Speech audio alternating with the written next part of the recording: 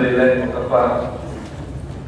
Salatu wassalamu ala rasulil mujtaba Sayyidina Habibina wa Maulana Muhammadin Mustafa wa ala alihi wa ashabihi wa kulli man ittaba'a hudahu. Asyhadu an la ilaha illallah wahdahu la syarika lahu wa la walada wa asyhadu anna Muhammadan abduhu wa rasuluhu la nabiyya ba'dahu wa ashabihi wa man wahai tahiyatul islamiyah, tahiyatul thayyibatul mubarakah, tahiyatul najilah, tahiyatul al-jannah. Assalamualaikum warahmatullahi wabarakatuh. Bersyukur kepada Allah Subhanahu wa taala pada kesempatan hari ini Allah perjumpakan. Mudah-mudahan walaupun terlambat menjadi silaturahminya dari Allah menjadi wasilah agar Allah memanjangkan umur kita dalam kemanfaatan, meluaskan rezeki dalam keberkahan, dan mempertemukan kita kelak di dalam surga yang penuh kenikmatan. Ikhwani fiddin, a'azzakumullah. Tema yang dipilihkan oleh panitia pada kesempatan pagi yang berbahagia ini adalah tentang Al-Aqsa memanggil Salahuddin Al-Ayyubi. Intinya begitu. Panjang. Ada banyak buku yang sudah ditulis tentang Salahuddin Al-Ayyubi rahimahullah ta'ala, salah seorang sultan yang memberikan kepada kita kisah tak terlupakan tentang pengambil alih kembali Al-Quds, Yerusalem, tanah suci di mana Masjidil Aqsa terdapat di dalamnya, setelah kurang lebih 88 tahun dikuasai oleh pasukan salib. Di antara buku yang saya kira patut untuk menjadi perhatian kita justru bukan tentang sosok Salahuddin Al-Ayyubi sebagai persona, tetapi apa yang menjadi disertasi di Universitas Al-Azhar Kairo di bidang sejarah yang diberi judul oleh penulisnya sebagai Hakala Dhaharuddin Salahuddin. Demikian inilah tampilnya generasi Salahuddin Al-Ayyubi. Buku ini memberikan gambaran yang lebih utuh kepada kita bahwa Salahuddin bukanlah sosok tunggal yang kemudian memberikan perubahan nyata bagi keterjajahan selama 88 tahun itu menjadi satu pembebasan yang gemilang. Salahuddin adalah satu di antara orang-orang di zamannya yang terbina oleh generasi zaman sebelumnya dengan satu pembinaan yang sangat terarah untuk menjadikan mereka sebagai generasi pembebas Al-Aqsa. Jadi agak bias kalau kita memandang hanya pada sosok seorang manusia ketika terjadi satu peristiwa sejarah. Kita disarankan oleh penulis buku itu untuk memandang secara utuh bahwa Salahuddin bukanlah pemain tunggal dan Salahuddin bukanlah seorang yang menguasai panggung secara pribadi, tetapi dia bersama dengan satu generasi pendukung yang terbina, yang tertarbiyah, yang terdidik dengan baik oleh satu generasi sebelumnya yang bangkit kesadarannya setelah terhenyak dengan sangat parah, terpukul dengan sangat malu oleh penaklukan Yerusalem oleh pasukan petani dari Eropa, bangsawan-bangsawan rendahan yang dipimpin oleh Godfrey de Bouillon. Ini catatan pertama kita ketika kita membicarakan tentang Salahuddin Al-Ayyubi. Saya membawa beberapa contoh buku yang membahas tentang Salahuddin Al-Ayyubi yang agak nyaman kita nikmati. Yang satu dari generasi ayah saya, yang satu dari generasi kita. Ini buku terbitan CV Solita Bandung tahunnya 66. Judulnya Salahuddin Al-Ayyubi, pahlawan perkasa penegak Orba. Aneh ya, judulnya ada Orba-Orbanya begitu. Itu suasana politik zaman itu, bahwa Salahuddin Al-Ayyubi di sini digambarkan sebagai orang yang tampil menuju ke zaman baru. Waktu waktu itu kan lagi geser-geserannya Orde Lama ke Orde Baru gitu. Jadi judulnya sangat kontekstual sesuai zamannya, Salahuddin Al-Ayyubi, pahlawan perkasa penegak Orba. Satu lagi terjemahan yang juga menarik adalah buku tentang ini lebih menyorot perang salib ketiga sebenarnya. Perang salib ketiga itu terjadi setelah kedatangan Richard de Lionheart dari Inggris, Philip Auguste dari Prancis, dan gagalnya Frederick Barbarossa yang mati di Turki dalam penyerbuan ke Yerusalem. Ini lebih menyoroti perseteruan dua kesatria, Salahuddin Al-Ayyubi dan Richard de Lionheart, dua orang yang tidak akan terlupakan dalam sejarah. Bagaimana Richard menjadi kebanggaan Inggris sampai hari ini, sampai patungnya dipasang di depan gedung parlemen, dan Salahuddin Al-Ayyubi menjadi kebanggaan Suriah sampai hari ini, Mesir juga sampai hari ini, Irak juga sampai hari ini, karena mereka menggunakan Salahuddin Eagle, elang Salahuddin itu sebagai lambang negaranya dengan sangat bangga. Kalau di Damaskus bahkan ada patung Salahuddin Al-Ayyubi yang sangat mencolok. Nah, rekan-rekan yang bisa Allah, seperti kami sampaikan di awal, Salahuddin bukanlah seorang pahlawan tunggal. Sama sebenarnya kita kalau meneliti sejarah, maka studi kita harus lebih mendalam, bukan hanya pada kisah bagaimana seorang sosok tampil dalam belantika sejarah itu lalu menghasilkan satu terobosan. Harta sebesar apapun dia, harta sehebat apapun dia pastilah punya latar belakang, dan latar belakang itu pasti memberikan kepadanya sebuah andil yang besar di dalam berkontribusi untuk menghasilkan satu capaian. Orang misalnya terkagum-kagum menyebut sosok Imam Asy-Syafi'i rahimahullah ta'ala. Ada sampai diseminarkan bagaimana caranya punya anak seperti Imam Syafi'i, hafal Quran umur 7 tahun, hafal Muwatta umur 11 tahun, begitu ya. Bagaimana caranya punya anak seperti Imam Syafi'i? Nah, ketika saya juga diminta bicara di situ, maka saya paling berbeda dengan para pembicara yang lain yang dengan begitu bersemangat, kita bisa. Saya katakan bersyarat. Satu, apakah bapak dan ibunya seperti bapak dan ibu Imam Syafi'i? Dua, pertanyaan pentingnya, di zamannya Imam Syafi'i itu banyak atau cuma satu? Di zamannya yang adalah zaman utama begitu, banyak atau cuma satu? Cuma satu. Dia itu anak ajaib atau anak biasa? Dia fenomena umum atau fenomena spesial begitu? Spesial kan? Jadi di zamannya saja itu spesial, apalagi di zaman kita gitu ya. Itu kan sesuatu yang untuk dicapai agak berat. Nah makanya kemudian saya sampaikan terlalu banyak faktor sehingga kita tidak boleh menilai seseorang hanya dari satu persona, satu sisi tentang dirinya. Jadi kalau mau ada Imam Syafi'i, pertama bapak ibunya ada bapak dan ibu Imam Syafi'i. Waduh, bapaknya terlanjur hidup, maksudnya gimana? Kan Imam Syafi'i bapaknya meninggal dari kecil. Nanti bapaknya masih hidup, masa harus dimatikan. Makanya kemudian ini adalah satu hasil dari banyak sekali faktor. Ibunya yang kemudian begitu perhatian tentang pendidikannya, sampai dia yang kemudian ketika bergiat-giat dengan orang-orang Hudayl, syair Hudayl, dia itu Imam Syafi'i tinggal di perkampungan Hudayl agar bisa belajar berbahasa, agar bisa belajar memahami kata-kata Arab sesuai dengan aslinya, agar nahwu dan sharafnya sempurna, begitu kan? Jadi kita di Twitter itu ada akun syair, yaitu Jauhar Syair Al-Arabiyah. Itu ada session syair-syair jahili. Kita itu kan bertanya, buat apa kita seorang muslim itu belajar syair-syair jahiliyah? Buat apa?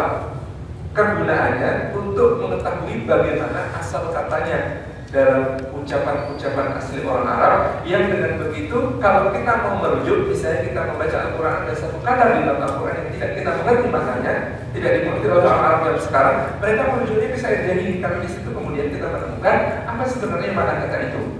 Imam Syafi'i keunggulannya dibandingkan imam-imam yang lain adalah penguasaan beliau sangat hebat tentang syariat lain. Beliau menghafal kira-kira 40.000 baitnya.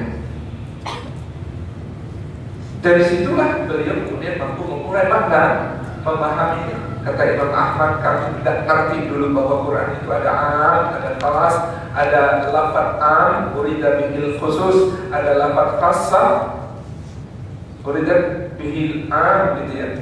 Itu gak ngerti sebelum Imam Syafi'i menjelaskan kepada kami, karena beliau yang paling memahami bahasa Arab. Jadi di antara keunggulannya. Nah, kita juga tidak bisa melihat Imam Syafi'i sebagai sosok pribadi karena ada misalnya ketika dia belajar syair itu ketemu dengan Mufti Makkah Muslim bin Khalid Az-Zanji.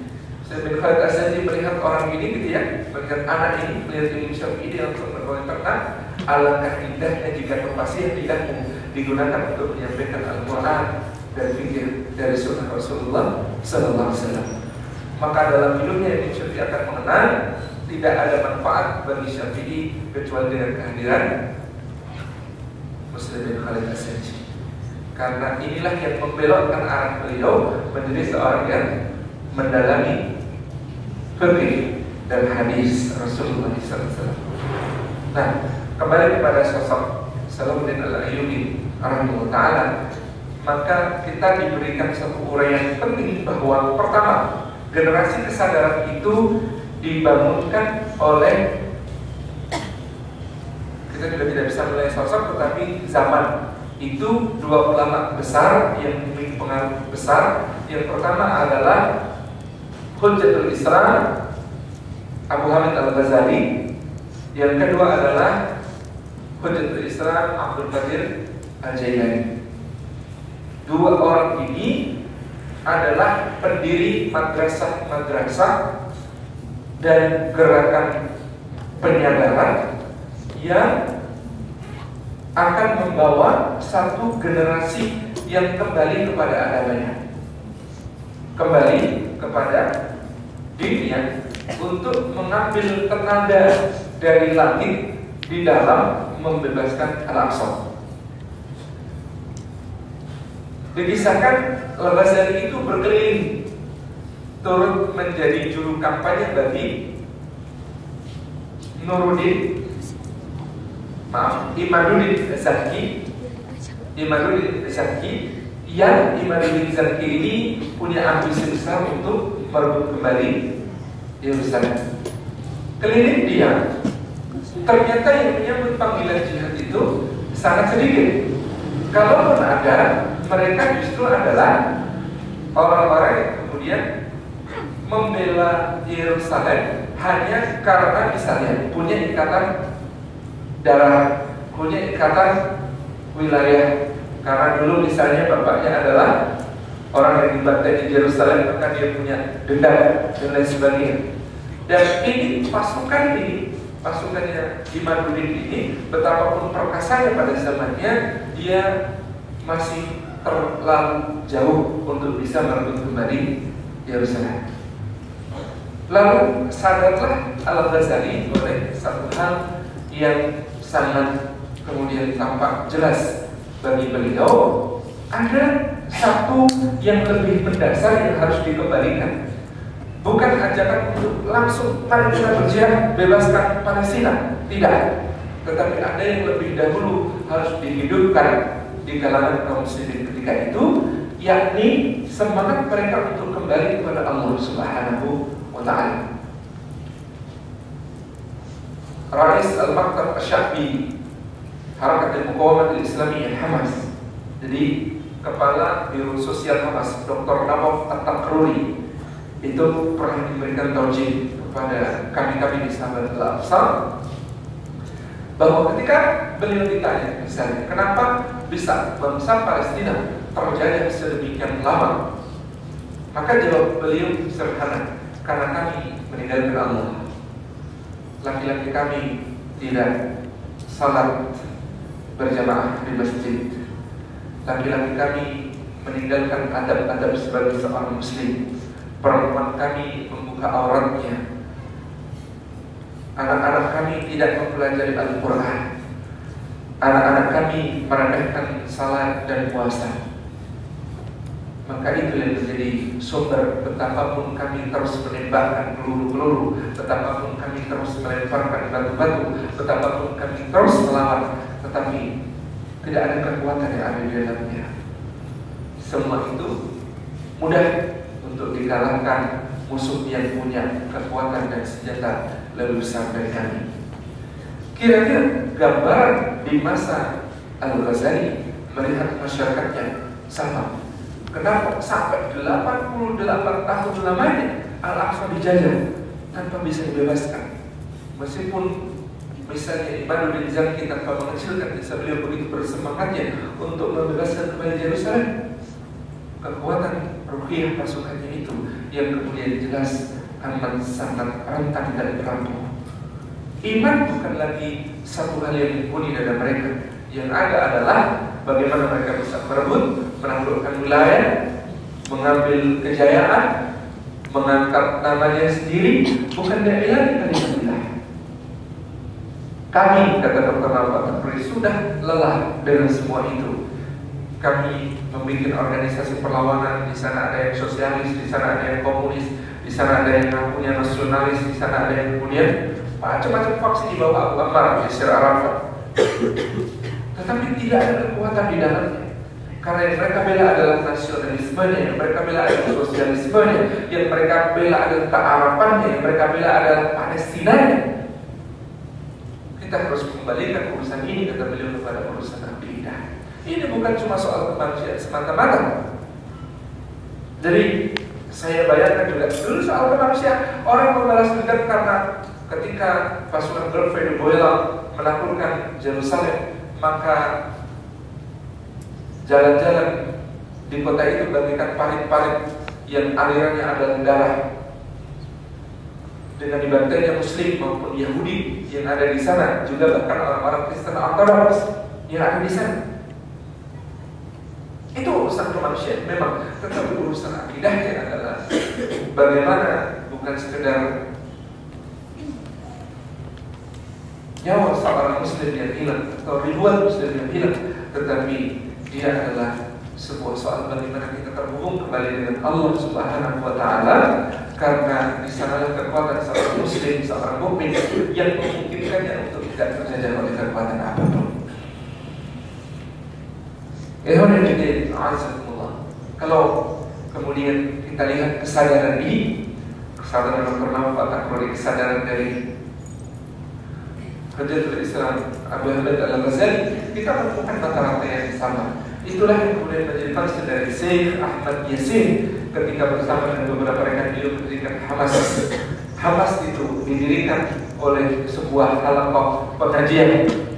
Dan cuma halaqah pengajian saja, kita akan kemudian mengembalikan urusan ini kepada urusan akidah, bahwa kita adalah harapan Muqawamah al-Islamiyah, gerakan perlawanan kita berdasarkan pada nilai-nilai akidah ini, nilai-nilai Islam ini. Maka diketawakanlah oleh para pejuang pada waktu itu. Apa yang dilakukan Ahmad Yasin? Katanya mau melawan Israel, kok tiap hari cuma ngaji. Apa yang dilakukan Ahmad Yasin? Katanya mau melawan Israel, kok cuma sholat malam. Apa yang dilakukan oleh Ahmad Yasin?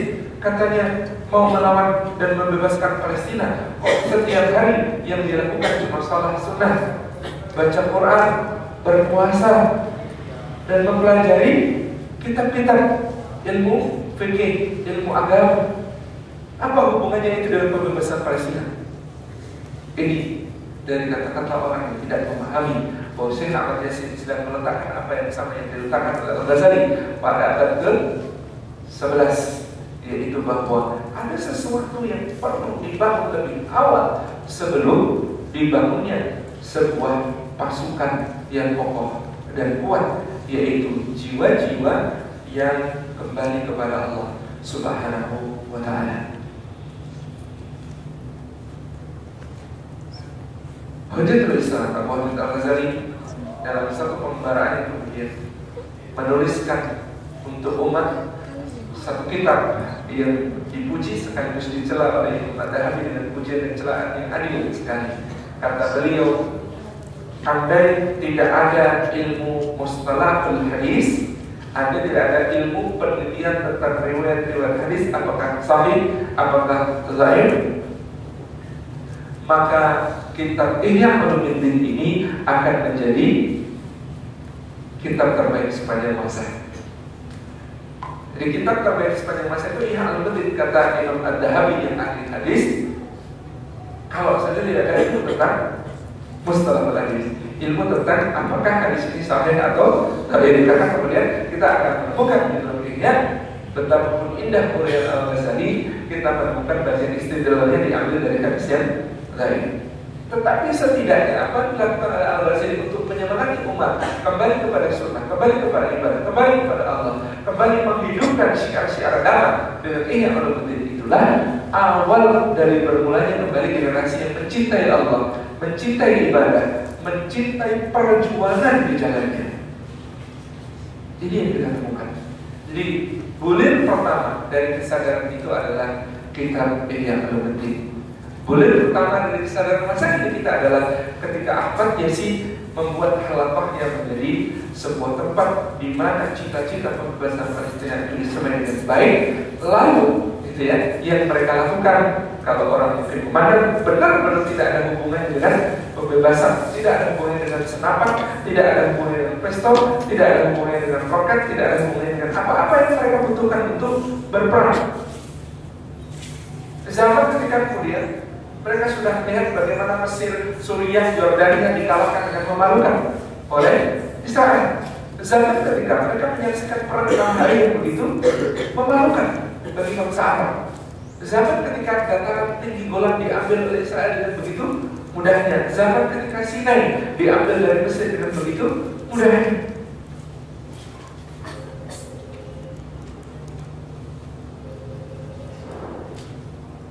Lalu kesadaran itu timbul bahwa masalahnya bukan kekuatan senjata. Kalau kekuatan senjata, maka pada zaman itu gabungan Mesir, Suriah, Yordan itu sudah cukup untuk menghancurkan Israel. Kekuatan militer. Tapi mereka tidak. Mereka tidak punya kekuatan rohani yang bisa membuat itu terwujud. Nah, kesadaran itu bermula. Titik pertamanya adalah kitab Ihya Ulumuddin Al-Ghazali, di mana dalamnya beliau menguraikan untuk kembali kepada ilmu Allah Subhanahu wa taala, untuk meninggalkan hawa nafsu, untuk kembali mentazkiyah jiwa-jiwanya, mensucikan jiwa-jiwanya. Hatta dalam soal-soal yang paling remeh seperti bagaimana Al-Ghazali mencermati di zamannya itu ada ejek-mengejek antar penekun ilmu yang menekuni ilmu dini, ilmu fikih,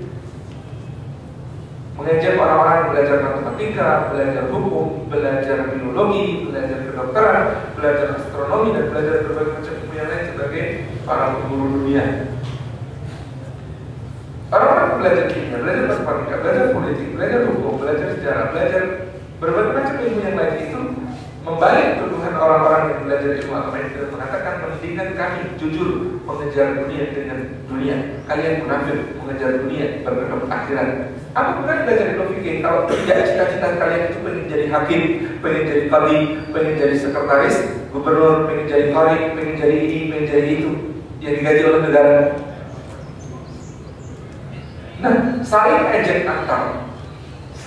antar orang-orang yang penekun ilmu ini menjadi keprihatinan tersendiri. Al-Ghazali memberikan pemahaman kita bahwa semua ilmu itu ilmu Allah. Al-Quran diturun dengan kalimat pertamanya Iqra bismi rabbikal ladzi khalaq. Al-Quran diturun dengan perintah paling agung adalah fa'lam annahu la ilaha illallah.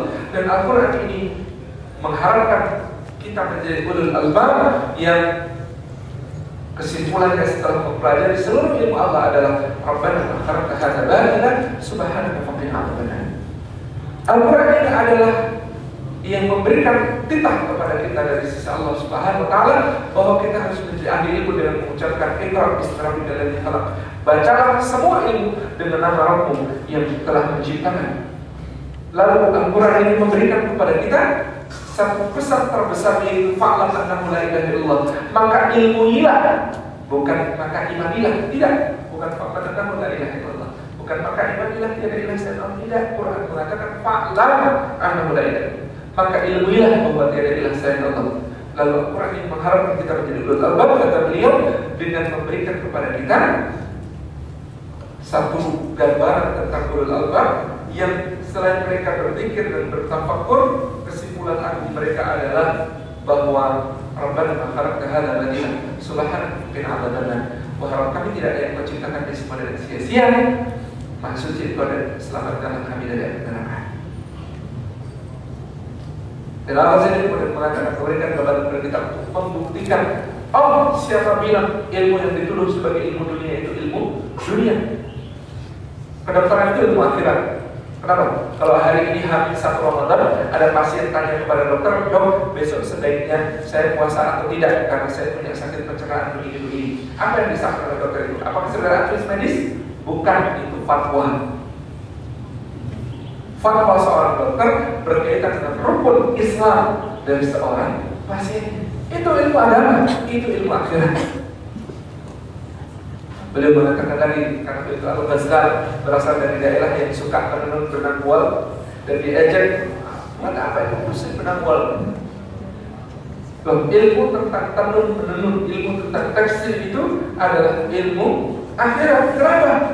Karena ini soal hal paling penting dalam ibadah seorang muslim, yaitu menutup aurat. Ilmu tentang menutup aurat yang ibadah tidak sah tanpa menutup aurat, berarti dia adalah ilmu tentang akhirat. Kalau menutup aurat itu modelnya, jenis kainnya, bahan-bahannya, semua diserahkan kepada orang yang tidak beriman kepada Allah, katanya apa jadinya? Aurat-aurat orang muslim, orang-orang mukmin. Dari pengembalian makna ini, pengembalian makna ruhiyah dan pengembalian makna ilmiah ini, yang kemudian dilakukan pertama oleh Al-Ghazali. Jadi bagaimana kemudian orang memandang dengan jernih kekuatan yang mereka butuhkan ada pada sisi Allah Subhanahu wa Ta'ala. Mereka jemput perjuangan itu dengan berbagai macam aktivitas rohani, menghidupkan kembali salat malam, menghidupkan kembali sedekah, menghidupkan kembali Quran, menghidupkan kembali, dan ini yang ditempuh oleh kawan-kawan kita di Gaza, di Palestina. Ya, Allah menghidupkan kembali ilmu agama itu di tengah masyarakat. Ini langkah pertama. Yang kedua, rekan-rekan di sana Allah adalah kita lalu mengenal Syekh Abdul Qadir Al-Jailani. Kalau Al-Ghazali meletakkan dasar-dasar bagaimana kembali kepada semangat beragama yang kuat yang kemudian disalah identifikasi sebagai pokoknya tasawuf, pokoknya sufi, maka Abdul Qadir Al-Jailani bergerak lebih jauh dengan membangun sebuah tariqah. Tariqah itu kan artinya jalan.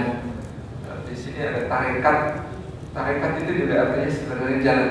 Tetapi terlembagakan sebuah tariqah dari Abdul Qadir Al-Jailani ini sebagai tempat di mana dia bikin. Ya, bayangkan kita sekarang kayak sebuah pesantren di mana ada seorang mursyid secara ruhani, secara ilmi, secara sartafi, bahkan secara kiai, dan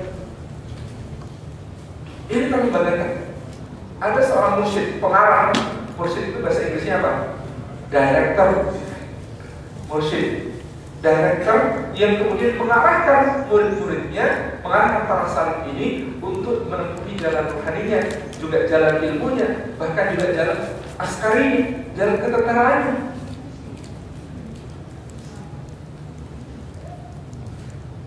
Di tarikat zaman itu, sufi zaman itu mungkin beda pemahaman dengan sufi zaman sekarang. Abdul Qadir Al-Jailani dipuji oleh Ibnu Taimiyah dengan mengatakan, adapun di antara Ahlul Bait di zaman sebelum kami ada orang-orang yang sangat teguh di dalam menjalankan prinsip-prinsip agama dengan akidah yang bersih, dengan akidah yang selamat, lalu dia membina umat. Itulah Abdul Qadir Al-Jailani. Kalau sekarang ya mengaku pengikutnya kemudian hanya mengikuti wiridnya saja, itu distorsi. Karena Abdul Qadir Al-Jailani bukan cuma berwirid, tetapi dia juga mengajarkan ilmu, dia mengajarkan fikih, dia menghidupkan kembali ilmu agama sebagaimana semangat yang disuarakan Al-Ghazali. Sekaligus juga dia kemudian mendirikan askari, kamp militer, muaskar, untuk mendidik orang supaya kemudian semangat jihadnya tumbuh betul-betul. Di situ disundukkan sunnah-sunnah Nabi. Bagaimana kemudian Abdul Qadir Al-Jailani bermazhab Imam Syafi'i itu kemudian memberikan riwayat kepada anak-anaknya, kepada para muridnya itu. Jadilah kalian seperti Imam Syafi'i, penunggang kuda yang paling handal, seorang pemanah yang kalau manah 10 kali gak ada satupun yang meleset. Jadi kesadaran itu dibangun, lalu kemudian dilembagakan di dalam sebuah muaskar, dan ini tarikah yang kemudian beliau tempuh, yang melahirkan generasi-generasi berikutnya yang semakin kokoh, semakin kokoh, semakin kokoh. Di antara para panglima,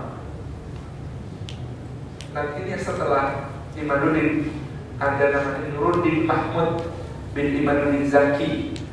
Jadi antara abad ke-10 sampai abad ke-15 itu nama orang biasanya pakai din. Makanya ada Najmuddin, ada Imaduddin, nanti ada, kalau ulama juga begitu, Taqiyuddin itu tadinya, Syamsuddin Ad-Dhahabi, gitu ya.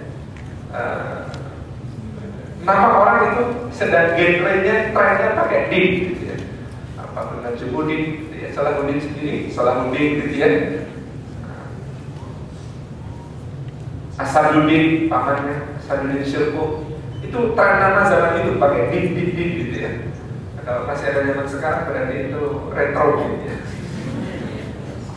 Itu tren nama tahun itu gitu ya. Zaman Rasulullah belum ada kan? Rasulullah belum ada kan tren nama begitu gitu ya. Ini retro abad ke-10 sampai abad ke kira-kira abad ke-15 gitu ya. Itu nama-nama pakai din ini yang terjadi genre gitu. Nah, di antara Panglima Nuruddin ini nantinya adalah para siswa, para santri, para murid dari madrasah Qadiriyah ini, madrasah Syekh Abdul Qadir Al-Jailani. Bahkan pamannya Salahuddin Asaduddin Syirkuh juga adalah produk dari madrasah ini, demikian pula ayahnya Najmuddin. Nah, bapaknya juga Najmuddin Ayyub adalah orang dari madrasah ini. Ini yang kemudian menjadi gelombang kedua dari apa yang menjadi jalan menuju pembebasan Al-Aqsa. Tarekat-tarekat yang lurus itu perjuangannya luar biasa. Kalau Anda lihat di Libya, siapa pejuang besar Libya sekarang? Umar Mukhtar. Siapa Umar Mukhtar? Guru apa? Guru di tarekat Sanusiyah. Jadi itu tarekat namanya Sanusiyah. Dan tarekatnya itu tarekat yang ketika itu juga mengambil jalan yang seperti juga diambil oleh tarekat Qadiriyah. Bukan cuma soal wirid yang dipelajari, bukan cuma ijazah tentang ratib-ratib zikir tertentu yang diberikan, tetapi juga pelatihan-pelatihan militer sampai kemudian bagaimana mereka di dalam ibadah betul-betul dididik untuk mentazkiyah dirinya. Ini yang kemudian menjadi gelombang kedua. Gelombang ketiga adalah situasi politik yang kemudian itu Sultan Nuruddin Mahmud mengutus Asaduddin Syirkuh untuk menaklukkan satu wilayah yang sangat strategis yang dalam teorinya Nuruddin Mahmud, jadi yang namanya Yerusalem itu baru bisa ditaklukkan kembali kalau dia bisa meletakkan pasukannya itu di dua tempat yang menjepitnya. Mana itu? Kuncinya Mesir dan Suriah. Kunci untuk menaklukkan Yerusalem itu adalah penguasaan Mesir dan penguasaan Suriah. Maka kita ingat zaman Umar bin Khattab pun begitu. Kalau mau menaklukkan Yerusalem, sebelumnya yang namanya Damaskus dan sekitarnya sudah diambil oleh Muawiyah, Mesir sudah diambil oleh Amr bin As, baru kemudian Abu Ubaidah bin Al-Jarrah itu bisa menaklukkan Yerusalem, bisa menaklukkan Al-Quds. Ini pengalaman Nuruddin dari membaca sejarah. Dia bisa melihat Al-Quds bisa ditaklukkan kalau sudah menguasai Mesir dan juga Suriah. Itu juga dulu bagaimana kisahnya kok Romawi bisa menjajah Al-Quds, itu karena menguasai dulu Mesir di Alexandria dan juga Syam di Damaskus. Ini jelas tergambar. Nah, Hasan bin Syirkuh diutus ke Mesir untuk pertama membantu penguasa Mesir saat itu yang adalah berasal dari kalangan Syiah Fatimiyah melawan serbuan Amalrik, Raja Yerusalem. Amalrik ini juga punya pikiran yang sama. Kalau mau kekuasaannya di Yerusalem itu utuh, maka kuasailah Mesir dan kuasailah Suriah. Dia melihat antara Mesir dan Suriah yang lebih mudah diserang adalah Mesir, karena Suriah sudah ada Sultan Nuruddin yang punya kesadaran untuk bahkan menaklukkan Yerusalem bukan cuma pertahanan negerinya. Sementara di Mesir adalah penguasanya Daulah Fatimiyah, orang Syiah yang tiap hari bergelimang dengan berbagai macam. Syiah Fatimiyah ini dengan berbagai macam ritual-ritual anehnya jadi ya namanya Syiah Batiniyah. Dan sekarang apa yang ada di Syria seperti Nusayri ini memang ibadahnya dari dulu aneh-aneh. Misalnya khusyuk itu mereka terjemahkan di Fatimiyah ya, yang saya baca Fatimiyah itu misalnya khusyuk itu bisa dicapai dengan beberapa cara. Contoh, minum khamar sampai mabuk itu namanya khusyuk. Maka ada ibadah bersama-sama minum khamar dulu sambil zikir. Anda bisa bayangkan minum khamar sambil zikir. Nanti kalau sudah hilang kesadaran itu namanya khusyuk katanya. Dan yang lebih menginginkan lagi, mohon maaf, ketika orang berhubungan laki-laki dan perempuan, berhubungan seks sampai pada titik yang namanya orgasme, itu kata mereka juga titik khusyuk. Sehingga di antara ritual ibadah mereka juga adalah hubungan seks rame-rame. Jadi rusak sekali ketika itu. Dan ini kata Amalrik ini paling mudah ditaklukkan.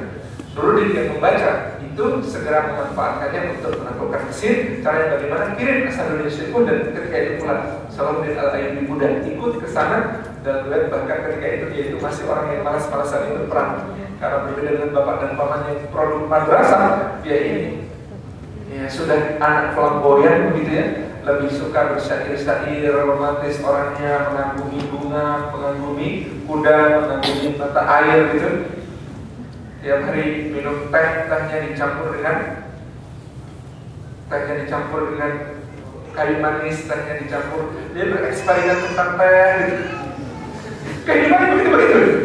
Maka ketika dia itu diserang oleh pamannya, disuruh ikut ke Mesir, itu kata dia, demi Allah aku merasa seperti seekor hewan bala yang diseret ke tempat penyembelihannya. Andaikan nanti ketika Mesir itu dimenangkan lalu diberikan semuanya kepadaku, itu tidak cukup untuk menjadi bayaranku di hutan perang seperti ini. Dia masih kayak seperti itu, dipaksa oleh pamannya untuk kemudian hadir ke Mesir. Maka di Mesir ternyata Al-Ayyubi ini, Salahuddin ini namanya Yusuf ya, nama aslinya Yusuf bin Ayyub kan. Nah, lagi-lagi genre namanya kemudian ditambahkan nama Salahuddin itu nanti, belum ketika dia muda, namanya masih Yusuf. Ketika itu kemudian dia masuk di Mesir, akhirnya pamannya membuat dia terpaksa bisa merasakan bahwa selain bunga, selain mata air, selain teh, selain itu yang namanya perang juga ada indahnya. Dipaksa betul-betul oleh pamannya untuk bisa dengan perang, dan sampai dia berada pada titik sadar bahwa ini adalah sebuah kewajiban mendasar dalam agama untuk juga membebaskan negeri dari penjajahan orang-orang yang mengatasnamakan diri pasukan salib, meskipun sebenarnya mereka hanya para perampok dari Eropa. Ini kesadaran baru Salahuddin. Mesir selesai tugas, Amalrik kalah, pulang ke Yerusalem dengan kerugian yang sangat besar. Kita bisa nonton itu di film animasinya Salahuddin ya, bagaimana kemudian Amalrik dikalahkan. Kemudian kita bisa menyaksikan bagaimana Salahuddin Al-Ayyubi berkonspirasi di Mesir sehingga Mesir jatuh di bawah kekuasaannya, lalu dia bersedia kepada Nuruddin Mahmud. Dan inilah ya penyakit yang kemudian sering menghinggapi kita, dan kita harus senantiasa waspada tentang itu, penyakit hasad, penyakit dengki. Ketika nama Salahuddin yang menaklukkan Mesir untuk Nuruddin itu justru dibicarakan jadi buah bibir di mana-mana, bahkan juga di Damaskus, di Suriah, maka Sultan Nuruddin Mahmud mulai tidak menyukai Salahuddin. Jadi dia sudah mulai melihat ada matahari kembar, yang satu di Mesir, yang satu di Damaskus. Dia mulai melihat Salahuddin Al-Ayyubi ini sebagai bukan mitra lagi, padahal dia adalah panglimanya yang paling disegani, tetapi dia sudah terlihat sebagai seorang yang akan menjadi pesaingnya dalam menaklukkan Yerusalem. Karena bagi Nuruddin menaklukkan Yerusalem itu impian yang dimimpikan pagi, petang, siang, malam. Sampai-sampai Nuruddin itu sudah bikin mimbar diukir dengan kain berkualitas tinggi. Setiap hari disapu dengan minyak wangi. Indah sekali mimbar itu. Untuk disiapkan apa? Karena dia ingin nanti begitu menaklukkan Yerusalem, mimbar itu dipasang di Masjidil Aqsa, dia mau khutbah untuk pertama kalinya. Ini obsesi besarnya Nuruddin. Jadi saking luar biasanya hasratnya untuk menaklukkan Al-Aqsa, Palestina. Tapi Allah berkehendak, Nuruddin umurnya tidak lama. Beliau kemudian wafat pada usia yang masih 40-an, dan putra Nuruddin masih kecil-kecil. Putranya Sultan Nuruddin ini masih kecil-kecil. Dan Salahuddin melihat dia tidak punya pilihan selain untuk menyatukan kerajaan Nuruddin di bawah perintahnya. Maka pulanglah dia setelah menyerahkan kepemimpinan Mesir kepada salah seorang yang dipercaya pada Damaskus. Dia kemudian melihat putra Nuruddin dan akhirnya menjadikan putra Nuruddin ini memang karena kesepakatan sudah dia akan jadi sultan, maka Salahuddin Al-Ayyubi menjadi walinya. Hanya beberapa lama sebelum akhirnya si sultan muda ini diberi nasihat oleh banyak ulama untuk menyerahkan kesultanannya kepada Salahuddin Al-Ayyubi.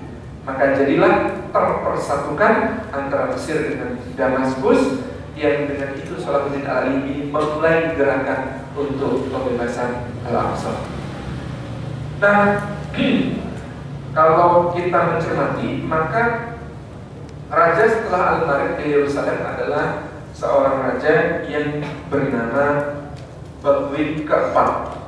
Baldwin keempat yang kemudian dikenal dengan penyakit kustanya, Baldwin IV, leper, si orang kusta.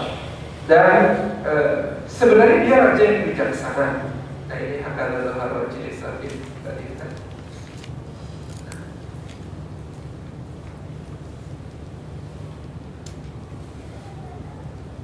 Oh bukan, saya kira kalau jenis tadi itu buku dicari ya.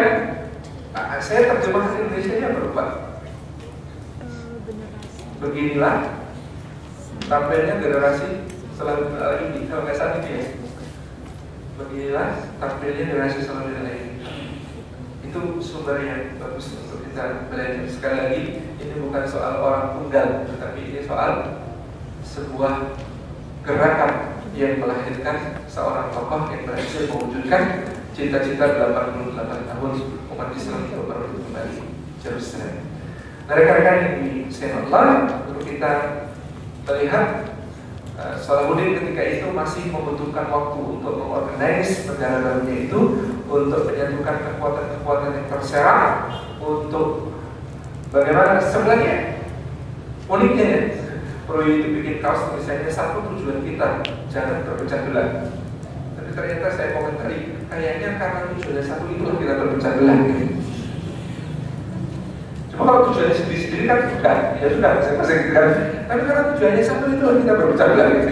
Nah, ini terjadi pada zaman itu, dimana karena tujuannya adalah menaklukkan Yerusalem, tetapi tidak karena Allah, yaitu hanya karena ambisi pribadi untuk kemudian menguasai Yerusalem dan menjadi seorang pahlawan besar di dunia Islam. Maka dari Sultan Seljuki, Sultan Atabeki, Sultan yang banyak-banyak itu. Jadi ketika itu khilafah Abbasiyah itu, kalau sebenarnya saya tidak sering disebut khilafah, Daulah Abbasiyah itu sudah terbagi di yang disebut sebagai Amirul Mukminin, itu cuma simbol.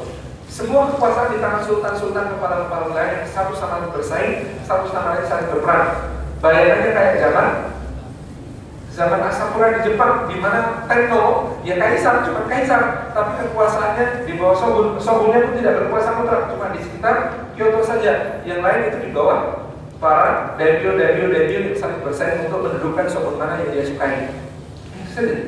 Kekuasaan dalam Abbasiyah ketika itu sama seperti itu kondisinya, sehingga selalu dibutuhkan waktu untuk kemudian mengamankan wilayah yang sudah dikuasai antara Mesir dengan Suriah ini, dengan berbagai macam perang-perang kecil penaklukan yang memang tidak harus dilakukan, bahkan dia juga sangat sedih melakukan itu karena harus kadang-kadang melawan saudara muslimnya sendiri.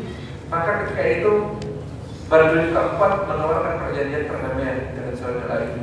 Salahuddin menolak karena dia mengambil dalil istidlal dari perjanjian Hudaybiyah.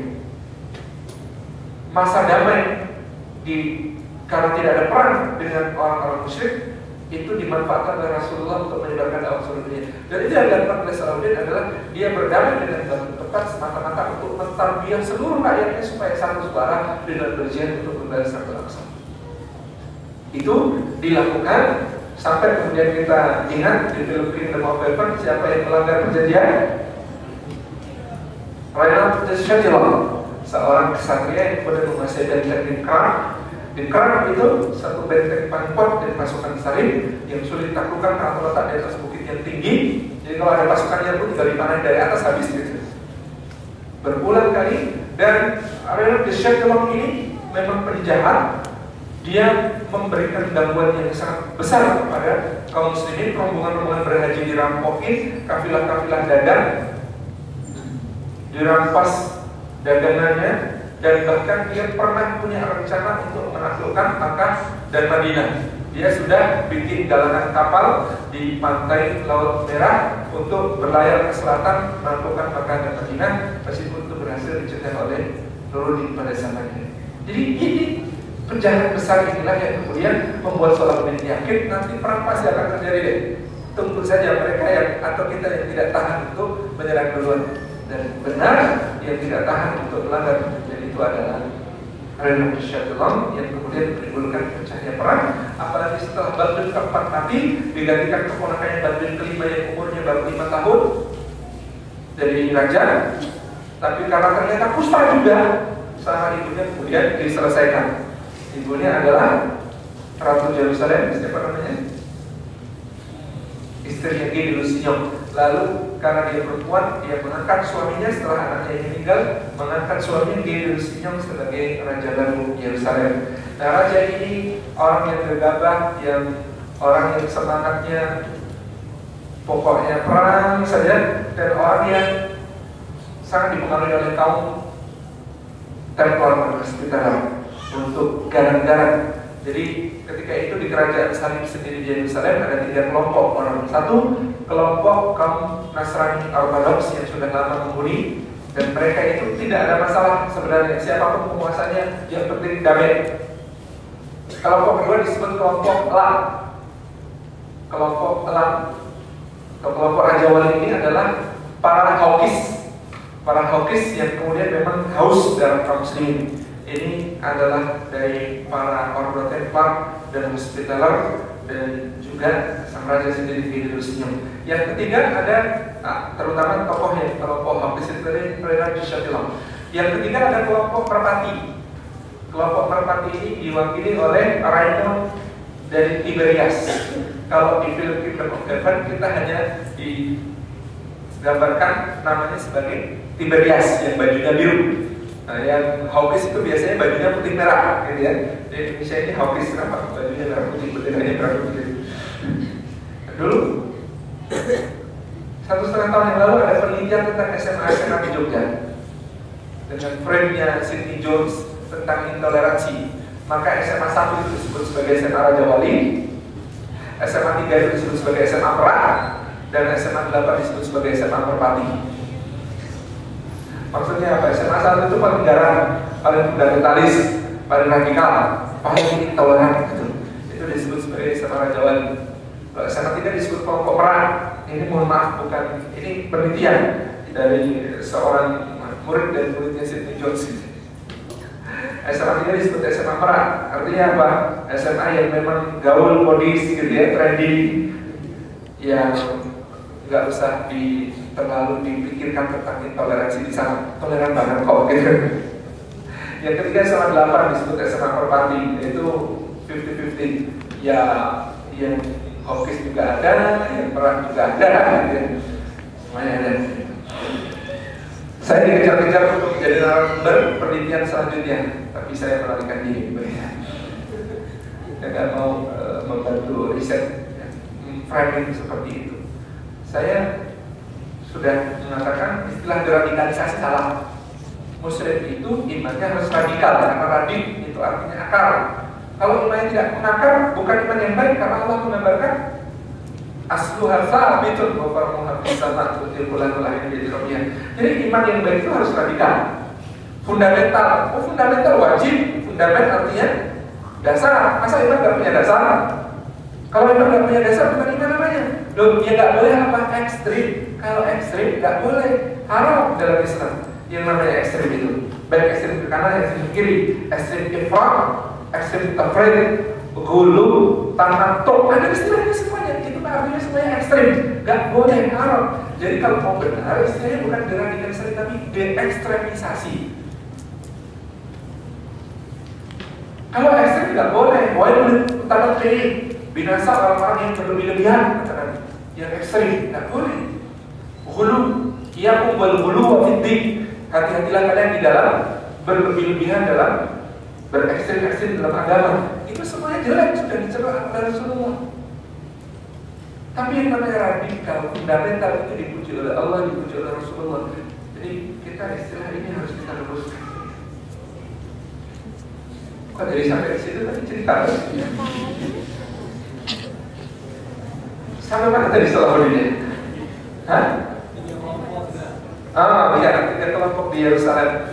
Nah, ini Tiberias ini yang kemudian bersemangat untuk memelihara perjanjian damai dengan Salam bin Alawi demi kelangsungan negara Yerusalem sendiri. Dia tetap ingin berada di Yerusalem, dia ingin berkuasa di Yerusalem.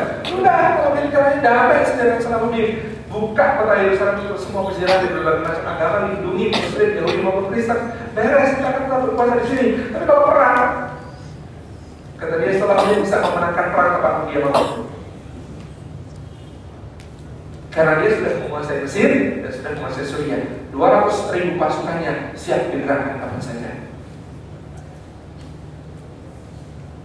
Tapi insiden itu ketika dia dilenyapkan dan kemudian didukung berat oleh Renard de Chatillon, kemudian justru berangkat untuk berperang dan jadilah pertempuran yang paling terkenal bersejarah. Titik balik itu dinamakan pertempuran Hintin. Di pertempuran Hintin itu bagaimana kita bisa melihat Salahuddin Al-Ayyubi menghancurkan pasukan Salib dengan sekali pukul, habis mereka dan Yerusalem tak terjaga. Kecuali di film itu digambarkan oleh Brian Greene. Meskipun itu seni fiksi ya, fakta sejarahnya bukan cuma tadi ya, di Tiberiasnya juga ada, meskipun juga mundur memang ke Siprus. Nah, tinggal sekarang saatnya pengepungan Yerusalem. Pengepungan Yerusalem dimulai dan setelah beberapa hari pengepungan, pemimpinnya keluar dan Salahuddin Al-Ayyubi menawarkan untuk memberikan jaminan keamanan bagi siapapun yang meninggalkan Yerusalem menuju Kristendom, menuju negeri Kristen yang masih ada. Askala itu masih pelabuhan Kristen. Ini silakan pergi ke Askala di Lebanon. Ini adalah jalan yang boleh Anda tempuh. Anda boleh menebus setiap tawanan itu dengan berapapun yang mereka punya dan mereka mampu. Nah, ini kita belajar tentang apa itu al-bara'. Kita ini kan belajar al-wala' wal-bara'. Al-wala' kesetiaan kita menyesuaikan kepada Allah dan Rasulnya, kepada orang mukmin. Al-bara' keberlepasan diri kita dari orang-orang yang tidak seiman. Kita sering yang salah tentang al-bara'. Al-bara' berlepas diri, gitu ya. Dalam surah Ibrahim itu ya, dalam kisah tentang Ibrahim itu ya, inna bura'a minkum, kami berlepas diri dari kalian. Kita selama ini memahami berlepas diri seakan-akan berarti pokoknya musuhan sama lo. Padahal yang namanya bura'a minkum itu artinya lastu kahayat, lasna kahayatikum, kami gak kayak kamu. Kami gak kayak kamu itu bukan cuma dalam soal zahir, tetapi dalam soal batin, bahwa keyakinan kamu tidak sama dengan keyakinan kami, maka dengan begitu akhlak kamu tidak sama dengan akhlak kami. Dan yang sering dilupakan adalah dalam al-bara' itu bagaimana memahami firman Allah yang disampaikan oleh Ibnu Qayyim al-Jauziyah dalam kitabnya, Adillatin 'alal mu'minina 'izzatin 'alal kafirin. Adillatin 'alal mu'minin, bersikap merendahkan diri, menganggap diri hina, melembut-lembutkan, sopan dan santun kepada orang-orang mukmin, dan a'izzah, menunjukkan kemuliaan di depan orang-orang kafir. Dan a'izzah, menunjukkan kemuliaan di depan orang kafir itu bagaimana caranya? Menampilkan tadi barokah, yaitu lastu kayak aku nggak kayak kamu. Jadi aku nggak kayak kamu, macam apa yang ditunjukkan oleh Salim Al-Ayyubi ketika beliau kemudian ditanya, loh, kenapa mudah sekali syarat Anda oleh pemimpin kotanya sendiri? Kaget dengan apa yang disampaikan oleh Saladin. Padahal ketika dulu pasukan Salim menaklukkan Yerusalem, mereka membantai setiap muslim yang ada di dalamnya dan tidak menyisakan satu tawanan pun. Kata Saladin apa? Lastu kahayatihim, aku tidak seperti mereka, aku bukan mereka. Di filmnya bunyinya jadi I'm not this man, I am Salahuddin. Saya bukan para orang-orang yang menaklukkan dengan kekejaman. Saya adalah Salahuddin, orang yang berbuat baik untuk membaikkan agama ini. Salahuddin. Ini barokah sejati seperti ini. Maka barokah sejati itu bukan ansih memusuhi. Saya jadi percaya bahwa yang akan melakukan Yerusalem juga adalah orang yang punya barokah yang sejati seperti ini. Karena dahulu Abu Ubaidah bin Al-Jarrah radhiyallahu anhu ketika menaklukkan Al-Quds untuk pertama kali di masa Umar bin Khattab radhiyallahu anhu, maka beliau itu adalah orang yang, kata para penduduk Kristen, kami lebih suka di bawah pemerintahan Anda daripada pemerintahan orang yang seagama dengan kami. Karena apa? Karena barokahnya bahwa lastu kayak itu, kami tidak kayak kalian. Kalau kalian berakhlak buruk, kami berakhlak baik. Kalau kalian zalim, kami adil. Kalau kalian menganiaya, kami memberikan pembagian yang sesuai. Kalau kalian menghina musuh, kami menghormati. Ini saya kira mereka insya Allah jadi bahasan tentang 3 gelombang pembebasan Al-Aqsa itu. Di gelombang penyadaran yang dilakukan oleh Al-Ghazali, gelombang gerakan pendidikan gerakan yang dilakukan oleh Imam Abdul Qadir Al-Jailani Ta'ala, dan yang ketiga adalah gelombang pembebasan militer yang dilakukan oleh Salahuddin Al-Ayyubi. Tidak akan terjadi yang ketiga kalau tidak ada yang pertama dan yang kedua. Kalau kita belum menggenapkan syarat untuk yang pertama dan yang kedua, sebagaimana diyakinkan Dr. Nawaf At-Takruri, maka yang ketiga tidak akan terjadi. Demikian kita menemukan Pak Wallahu muwaffiq. Assalamualaikum. Melihat sekarang Muslim sudah dipimpin oleh ganti hasil musik. Nah, itu apakah sudah masuk pada pergerakan, mengingat kampanye beliau yang katanya kalau sebelum terpilih beliau ke kampanye maksudnya akan ada banyak mujahid-mujahid yang akan menguasai Palestina dan akhirnya Al-Quds Yerusalem akan menjadi ibu kotanya Mesir. Nah, itu apakah sudah masuk pada versi pergerakan yang dulu dipimpin oleh Sayyid Abdul Qadir Al-Jailani? Assalamualaikum warahmatullahi wabarakatuh. Baik, jadi proses tarbiyah seperti yang Pak Syabdul Qadir mulai tarikahnya itu melalui hauzah-hauzahnya itu sudah berjalan lama. Meskipun belum merata, gitu ya, kita belum bisa menemukan. Jadi Palestina era ini dimulai dengan Syekh Ahmad Yasin mendirikan Hamas, gitu ya. Jadi gerakan penyadarannya telah ada sebelumnya dari zaman Hasan al-Banna Ta'ala, bahwa kemudian yang namanya Israel itu memang bahaya besar, gitu ya. Zionisme itu bahaya besar, kolonialisme itu bahaya besar. Maka beliau mengingatkan untuk kembali kepada dinul Islam. Beliau mengingatkan untuk kembali kepada sunnah Rasulullah SAW, dan itu bahkan dimulai sejak zaman Muhammad Rashid Ridha beliau. Lalu Hasan al-Banna membangun gerakannya, dan di antara poin penting gerakan itu adalah juga pembebasan tanah suci Palestina. Nantinya di dalam Muktamar Al-Khamis disampaikan tentang itu, di pembebasan Muktamar Al-Sadis, Muktamar ke-6 itu disampaikan tentang soal pentingnya kembali menegakkan Islam di tanah suci Palestina. Nah, yang kita tunggu sekarang adalah bagaimana Suriah.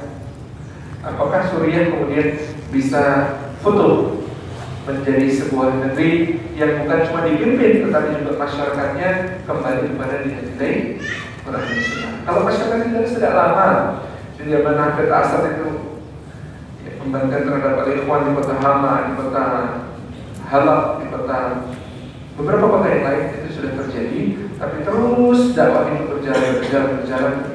Kita mudah-mudahan semakin akan melihat sebuah sebuah gerakan besar, karena nanti masih akan ditambah lagi penjempitan itu ke arah utara ada Turki. Di Turki, kemudian di sebelahnya Suriah. Suriah ini kita masih punya masalah. Demikian pula Yordania, kita masih punya masalah di Yordania. Mesir juga masih akan ada masalah-masalah penting yang akan terjadi di depan, tetapi proses tarbiyah dan kembali kepada diri diri terus berjalan. Habasyah yang presidennya baru Somalia. Sudan insya Allah berproses terus dengan segala manusiawi ketidaksempurnaannya. Kalau itu jalan, dia tinggal menunggu pasukan pembebasnya berangkat dari Bandara Halim Perdana Kusuma, mudah-mudahan. Jadi kita aja, mudah-mudahan kita bisa menyaksikan semua itu kesempatan Allah. Mudah-mudahan kita bisa mendekat sholat Jumat bersama-sama dengan Islam. Ya, ini ada pertanyaan lagi. Saya masih bingung Ustaz dengan masa Abdul Qadir Jailani. Yang dimaksud dengan mendirikan Thariqah itu seperti apa? Namanya Huzah itu kayak pesantren. Kayak pesantren, di situ digembleng santri-santri para salik penempuh jalan tarekat itu digembleng dalam berbagai macam potensinya, dari sisi ruhiyahnya, sisi sakofiyahnya sampai sisi jasadiahnya, semua. Di situ ada mursyid, ada pembimbing, gitu ya. Mursyid ini punya nanti anak buah, gitu ya. Mursyid lagi, nah ini membimbing ke bawahnya derajatnya bertingkat-tingkat begitu. Sama seperti orang berhalaqah, gitu ya. Ada atasnya, ada seperti itu. Saya kira mirip, cuma dulu namanya tarekat, gitu ya. Inilah yang sampai sekarang menjadi tarekat Qadiriyah, Naqsabandiyah. Nah, saya kan sudah kecampuran Naqsabandiyah itu. Kalau Qadiriyah murni sebenarnya bagus sekali, gitu ya. Bukan cuma mirip-mirip, bukan cuma salawatan, bukan cuma dibaan, bukan cuma break gitu ya. Bukan cuma seperti ujung gitu ya.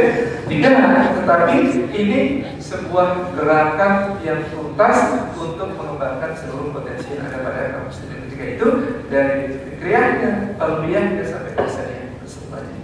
Jadi hauzah tentunya memang asrama camp begitu.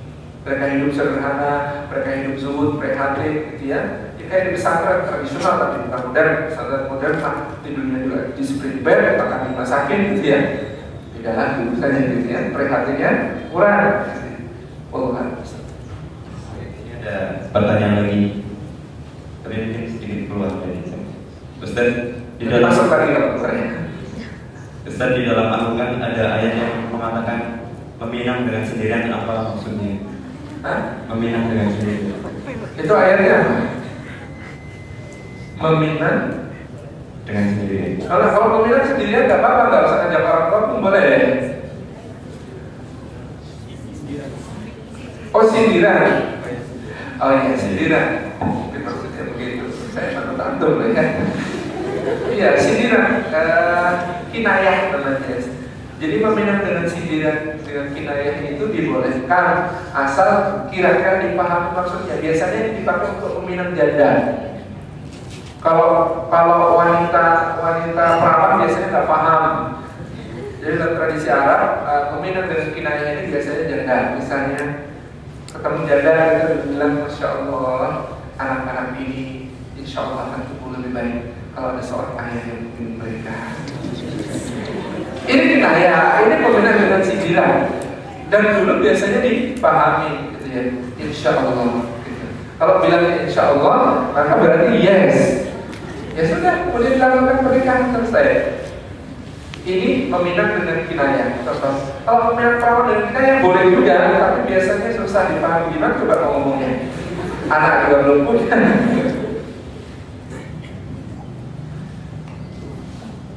Atau sebaliknya perempuan, gitu ya, memberi isyarat kepada ayahnya untuk memilih seseorang yang datang itu sebagai menantu, itu boleh. Seperti diceritakan tentang putri seorang lelaki saleh dari negeri Madian yang mengatakan kepada ayahnya, jadikanlah dia pekerjamu, karena sebaik-baik orang yang kau ambil untuk bekerja adalah qawiyyun amin, seorang yang kuat lagi terpercaya. Itu tunjuk siapa? Musa. Maksudnya kan Pak, kalau orang kuat dan perkasa jadi suami kan juga oke gitu. Ini juga kinayah. Jadi bagaimana seorang perempuan memberikan kinayah kepada ayahnya bahwa ini cocok buat jadi suami gitu. Ini kinayah. Jadi maksudnya minang sindiran yang semacam itu. Tadi belum ada ya contohnya untuk meminang perawan dengan sindiran. Apa contohnya? Mungkin hafalannya banyak ya. Wah, kalau saya bisa setor tiap hari dan koreksi, kayaknya bagus sih. Oh ya, nanti ustazah saya punya suami hafid juga. Nanti saya kasih alamatnya, aku setor dia aja ya. Karena ya bukan susah kadang-kadang dipahami. Susah dipahami. Makanya biasanya kinayah itu dipakai untuk melamar janda. Ini maksud melamar sendiri. Mohon maaf, saya belum punya pengalaman jadi bisa jawabnya jauh. Ustaz, yang dimaksudkan menundukkan pandangan itu apakah secara zahir tidak boleh melihat wajah secara langsung sama sekali, atau selama kita bisa menundukkan hati maka tidak apa-apa melihat wajah?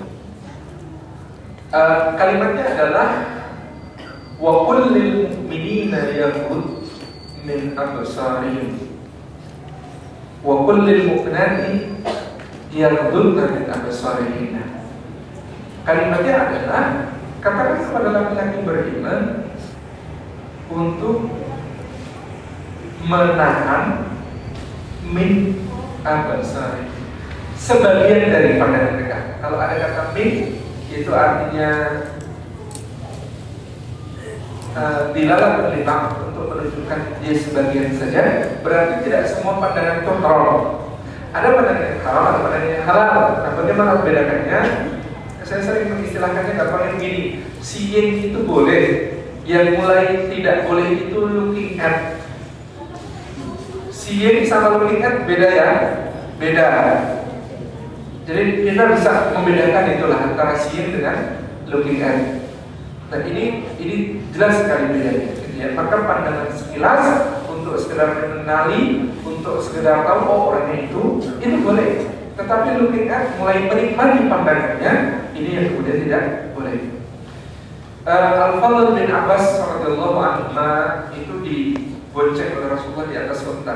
Ada unta Qas'amiyah yang lewat. Unta Qas'amiyah ini terkenal dengan kulitnya yang putih, matanya yang biru, cantik sekali memang. Unta Qas'amiyah ini kemudian dilihat oleh Fadl bin Abbas, dilihatin begini sama Rasulullah, kepalanya dipalingkan. Habis balik ke sana, balik lagi gitu. Lalu Rasulullah balikkan lagi. Begitu masih kita lagi, balik lagi. Nah ini adalah contoh bahwa Rasulullah tidak mengharamkan semua. Kalau Rasulullah mengharamkan semua sudah ini tahan, nggak boleh balik lagi. Jadi ini ternyata apa ya yang namanya dari pandangan badan itu ada yang unsur zahirnya, ada unsur batinnya. Pas itu bilang batin saya tidak tertarik kok, kan kalau dia lihat terus itu kan juga jadi masalah. Pasti akan terbuka pintu-pintunya. Syaitan itu lebih pandai untuk tasjid. Apa itu tasjid? Menghias-hias yang sebenarnya jelek bisa jadi tampak wajahnya tampan di mata seseorang karena dihias-hias oleh syaitan. Sebenarnya begitu. Awalnya bilang enggak mungkin tertarik, kayak begitu kok tertarik. Tetapi syaitan daripada untuk mentasjid itu menghias-hias Iya, tipu daya setan lemah, tapi berpengalaman sejak zaman Adam dan Hawa. Lemah yang berpengalaman itu lebih berbahaya daripada kuat tanpa pengalaman. Jadi kan seperti itu. Maka tadi menahan sebagian ujian itu. Di luar itu, yang batin juga harus diperhatikan karena tidak sempurna. Ghamdul basar dhahir tanpa batin. Contoh, ada ikhwan jalan yang apa di depannya lewat itu, dia menundukkan kepala, menutup mata, menjamkan mata. Ketika ditanya ngapain bayangin begitu. Kan kayaknya mau juga. Itu juga tidak memenuhi syarat yang disebut sebagai ghamdul basar. Jadi memang dua-duanya. Jadi secara dhahir sebagian, secara batin dia adalah benar-benar dibersihkan dari pandangan-pandangan semacam itu. Jadi zahiran wa batinan itu soal ghamdul basar. Kira-kira yang merasa cukup menggoda pakai cadar boleh, laki-laki maupun perempuan. Yang Syafi'i itu kan untuk laki-laki yang tampan beliau disuruh pakai cadar. Tampannya yang kayak apa ya? Kira-kira kalau ada orang lihat garis jari nggak terasa gitu. itu sampai saking hati-hatinya beliau. Maka kita ini kan kalau mengaku mengikuti mazhab Imam Syafi'i, seharusnya bagi beliau untuk wanita itu cadar itu wajib. Beliau memang paling berhati-hati terhadap hal-hal semacam ini karena beliau punya pengalaman memandang wajah saja, hafalan itu bisa hilang. Ini tentu saja hal-hal yang memang kalau orangnya punya hafalan, kalau tidak punya hafalan bisa tidak hilang. Allah a'lam. Ya, ini ada press untuk Ikhwan dan Akhwat yang bisa menjawab pertanyaan dari Ustaz Salim. Bisa. Antum merepotin orang aja. Bikin pertanyaan itu lebih susah daripada menjawab, betul ya? Pertanyaannya adalah, jadi tadi kan green nama-namanya pakai di gitu ya. Nah, tiga sultan yang berurutan untuk memerintah dan kemudian bercita-cita membebaskan salib itu, membebaskan Yerusalem dari pasukan salib itu juga namanya di siapa saja tadi yang saya sebutkan. Silakan kan? Ya, Imaduddin Zaki, Nuruddin itu Mahmud. Nuruddin Mahmud bin Imaduddin Zaki. Yang ketiga Salamul Ali. Betul. Terus satu lagi, itu untuk apa berarti? Nah, tanya berikutnya. Mau saya tanya siapa nama istri Sulaim bin Al-Ayyubi? Tahu nggak ya? Baik, di dalam perang salib itu ada satu raja yang tadi dikalahkan oleh Sulaim bin Al-Ayyubi dan satu penjahat yang dihukum mati oleh Sulaim bin Al-Ayyubi. Peristiwa ini dihatim ketika Sulaim bin kasih minuman untuk sang raja, sama sang raja dikasihkan kepada si penjahat. Lalu oleh Sulaim bin dikatakan aku tidak memberi minum kamu, gitu ya, bersih penggal. Nah, siapa nama kedua orang ini? Ya, silakan.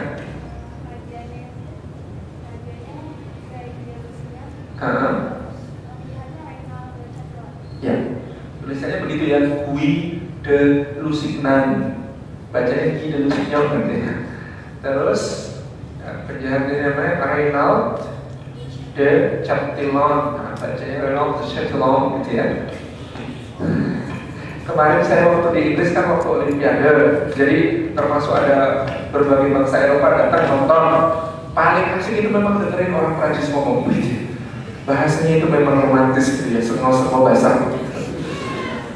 Nah, makanya kata orang Eropa, surga itu adalah kalau jadi pikiran mereka itu kan tidak bisa melakukan soal dunia. Jadi bayangin orang surga yang ada di dunia.